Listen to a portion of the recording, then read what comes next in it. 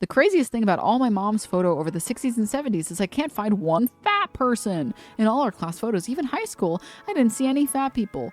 Biggest girl would be considered borderline plus size today. What happened after the 80s?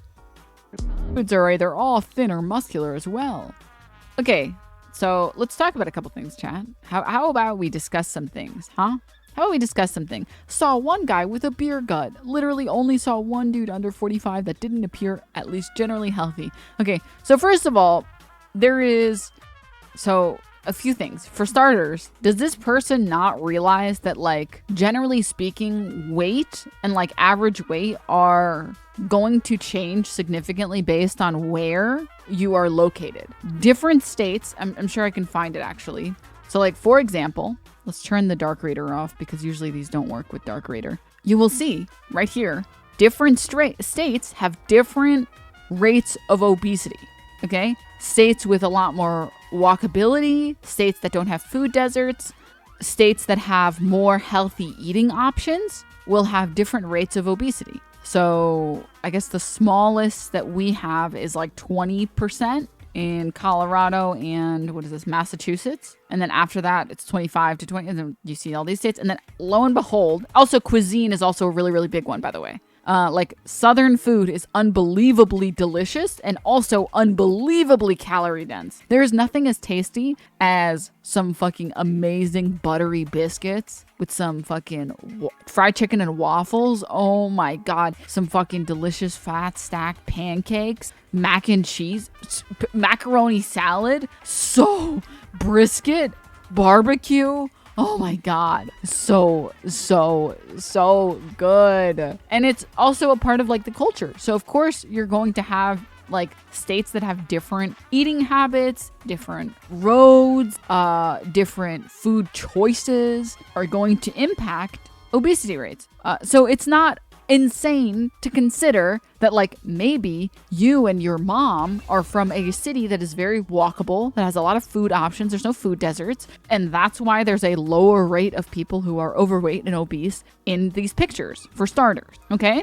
Second of all, does this dude just want to like just spend 5 minutes looking into like the corn and sugar lobby? Does this person want to look into like the corn and sugar lobby at all? The lobbying that these companies have done is absolutely insane. Absolutely insane. We know that sugar... What they don't tell you about these statistics is that each state's largest person massively affects the overall percentage. In Pennsylvania, the biomass of humongous state stretches across 3 different counties and raises the percentage significantly. If you excluded the biggest person in each state, the numbers are all closer to 6% obesity nationwide. Shut the fuck up. First of all, the sugar lobby worked really hard to convince everybody that fat is what causes fat, not sugar. Fat is completely normal and very healthy to have. You should be eating like a solid, like anywhere from 10 to 30% fat, depending on you as a person. Yeah, like for example, uterus havers generally need a higher body fat percentage. Like the way that your hormones are, you will not be well under a certain fat percentage. Very bad for you, actually, to have a certain body fat percentage that's too low. And not to mention the fact that fat is actually filling. Sugar will never fill you up. It will never fill you up ever. You can have like a whole bar of chocolate and not even feel the calories. If you eat food and you add some fats, they will fill you up. You would be surprised, not to be a millennial, you'd be surprised how much like an avocado toast and like a protein shake would fill you up. Sometimes I have that as like snacks. It is so filling. So filling. And whenever I'm peckish, I drink down a nice tall cup of olive oil and then I'm full. Stop. Oreos are like the perfect example. You can straight up eat like 1,500 calories of Oreos before you get full. Like you can eat like a whole pack of Oreos before you even feel it. Or like juice is also a really another good example. Like have you guys seen the calories in like Jamba Juice? Not acceptable, dog. It's fucked up. 1,500 calories of Oreos is like 4 Oreos. So you really just don't feel it. It's just, you just don't feel it. It's because it's very sugar heavy and it doesn't have any like protein or carbs or not carbs, or fats in it. So it feels like nothing. Also, I think we all have to agree that like fat shaming has decreased in popularity. Like, not that like it was effective at keeping people thin, but rather that like it was okay to just straight up be like, oh, sorry, I'm not friends with fat people. That's just not my shtick. Moving on. Our education on food is so bad. Our education on food is unbelievably bad. How many calories are in things that you wouldn't think have that many calories? Like, do you guys remember the food pyramid, chat? Like, what the fuck? What? I can't believe we taught people this. Do you guys remember when we taught the food pyramid in schools? This is so bad. Fats can make up. I remember the one that I grew up on was this one. This is the one that I grew up on. This is the one that they taught in like my school. They taught like that, like fats, oils, sugars, and sweets should only take up 5%. And the fact that they put fat in the same category as the rest of those things was absolutely insane. You should be having 10, 20, 30% fat. Like when you check your macros at the end of the day and you put everything into like MyFitnessPal or whatever, you can have a good amount of fat. You don't have to have 5% fat, okay? Also, you should not be having this 40% of your diet. Like 40% of your macros should be carbs. Yeah. And the rest should be protein, but it shouldn't be grains and starch. Like 40% should be fruits, vegetables. We're villainizing these food items. They're okay. So besides the ethical stuff, we're going to ignore the ethical stuff for just 2 seconds, chat, before someone's like, well, actually it is wrong to eat these things because veganism. I understand. I agree with you. Okay, let's move on. There is nothing wrong with having milk or cheese or eggs or fish. None of those things you shouldn't be limiting eating those things. This fine. You can eat a fuck ton of cheese and salmon, and it's the way that you A, prepare them, and B, how much of it you're eating, right? Like as long as you're getting a nice balanced meal.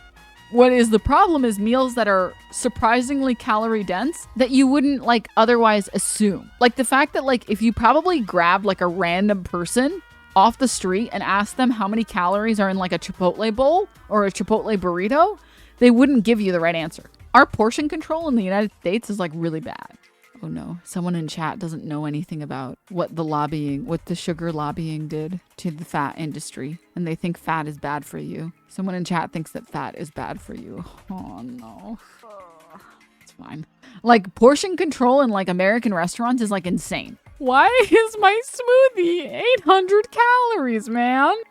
What about the 1,500 calorie Oreo milkshake? Dog. The fact that you can go to McDonald's, get a Big Mac, which is so good, and get like a McFlurry is I wouldn't even be able to tell you. I would guess that like a Big Mac and a McFlurry would be like 1,600 calories for the two of those. Probably. Meanwhile, chat, let's see what it actually is. Okay. Oh, a Big Mac is 550 calories. Denims, you fool. Obviously you haven't heard of dirty bulking, where you just eat as much calories as possible through any means possible to get extra huge. Dirty bulking is so stupid. Dirty bulking, you shouldn't dirty bulk. And their McFlurry is, it's only 1,000 calories. Okay. Is there not like a larger? Okay, so it actually isn't as bad as I thought. How is it Oreo McFlurry 500 calories, but a health brand smoothie is almost 800 calories?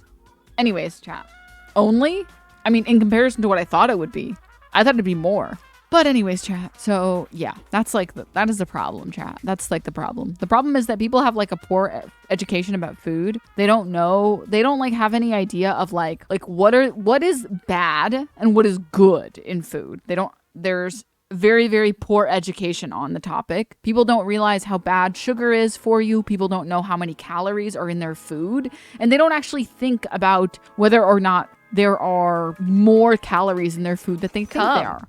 I mean, the only correct way to track your food intake is by like having a calorie limit or like knowing what your normal BMR is. So like how many calories you burn in a day, just sort of existing. And then also knowing, like making sure that you're having a good amount of like carbs, a good amount of protein, and a good amount of fat. So tracking your macros is what it's called. If you can do these two things, you can eat healthy, you know? And obviously like the more foods you cook at home, the better, but not because like food outside has some evil secret in it or something like that. The only reason eating food at home is better is because you see how much sugar you're putting into something. When you make yourself pasta, you know how much pasta you're using, you know how much oil you're using, you know how much whatever salt, sauce, you know what you're using. Or if you make yourself a burger at home, you know how much you know what it's gonna be. When you get something outside, it's like, well, I'd rather not know. I'd rather not know.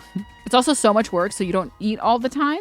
Honestly, everybody should be required to track their calories, like all of their calories for a week, like a week straight. And then you would start being like, oh my God, is this really going to be 800 calories? Like, I don't know if I can afford this afford this as in like within my calorie limit. There's not good education on like foods that are really calorie dense versus foods that are actually filling and aren't calorie dense. And that's the other problem, Raylan. Like there isn't really like a lot of like good information out there on like food and health. And there's a lot of people that like push fad diets that are not good for you. People also don't understand like what impacts their calorie limit. People don't know like anything about food. Don't know anything about food or calories or, you know, your BMR or anything like that, like at all. I'll say one of the sad things with food education is people have this mental idea versus good versus bad.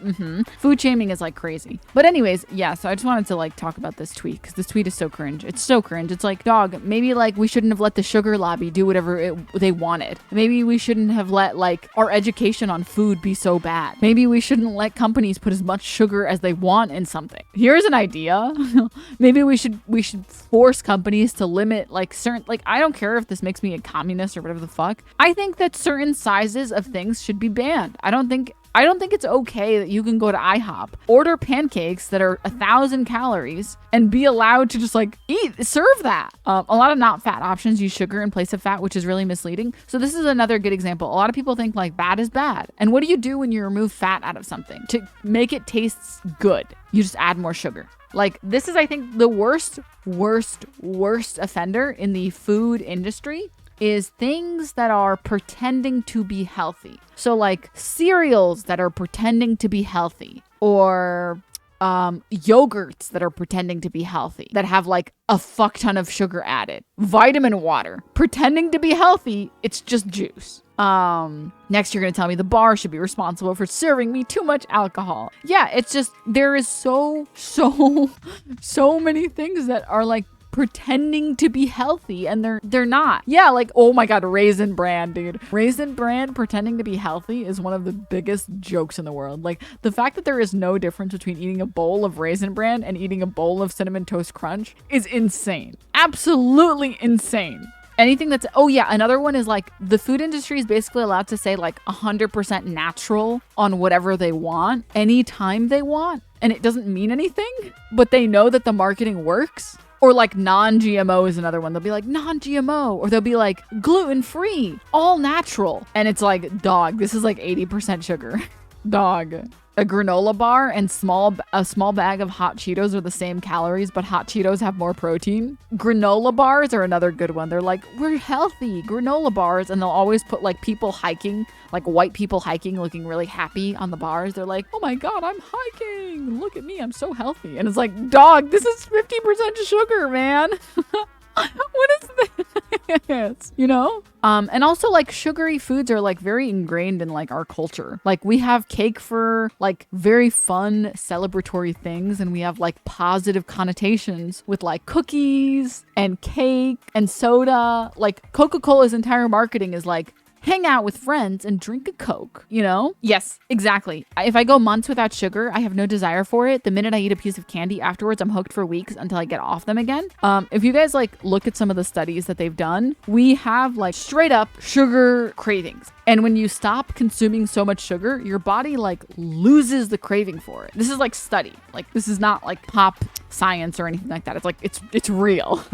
Like we love sugar. It lights up the receptors in our brain for like rewards. It's really good because, you know, our bodies were evolved to want calorie dense things to live. How do I break the cycle? Basically, you have to willpower really hard for like a week, 2 weeks, 3 weeks to a month, and then you will lose the craving for it. But you have to force yourself to not buy any sugary food and not have any sugary food. But anyways, yeah, the time to eat something also is a huge factor. This is why salads and vegetables are super promoted by like health conscious people, because it takes you a long time to eat the entire salad. And like after 20 minutes of eating something, you're like, dude, I am exhausted. I am tired of chewing. My poor jaw is exhausted. I'm done. I'm good. I've had enough. Whereas when you eat like really calorie dense things, it doesn't really feel like you ate anything because you just chewed it in 3 seconds, swallowed it, and now you're done. So yeah. Salads are goated. Salads are goated with the sauce, busting it down, sexual style. I don't care what anyone says. Like a good salad with some chickpeas and like maybe some chicken on it and some feta cheese. Oh my God, so good. Tea with the bottom third of the cup full of sugar. We don't actually, I grew up not drinking any sugar with tea. We drink it black. It's common to drink Moroccan mint tea with sugar cubes. And whenever we have guests, we give them the option to use sugar cubes. But I've only ever had tea that has no sugar in it. So I actually, when I found out that people put sugar in their tea, I was like, wait, why are you guys putting sugar in your tea? It doesn't need sugar. It's good. It's good the way that it is. Look, try some. The mint has all the flavor you need. And so like when I found out, I was like, and then I had one and I was like, oh shit, this shit's pretty good. This shit's pretty good, actually. I see. Okay, I understand. I prefer it without sugar. This is my personal opinion.